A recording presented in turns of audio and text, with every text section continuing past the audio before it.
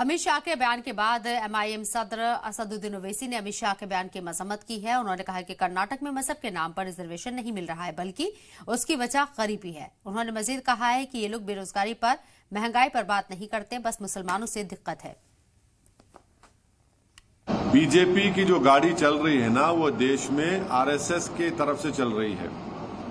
BJP की जो सत्ता चल रही है, जहां पर उनकी सत्ता है, वहां पर एनकाउंटर के नाम पर कत्ल कर दिया जाता है। जो लोग उनकी पुलिस कस्टडी में होते हैं, उनकी मौत हो जाती है। जिसका जाती घर होता है, उनके घर को बुलडोजर से तोड़ दिया जाता है।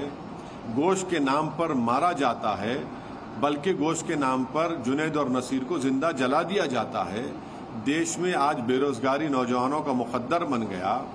आज हम सबसे ज्यादा हमारे पास पूरे विश्व में अगर नौजवान बेरोजगार हैं तो भारत में है।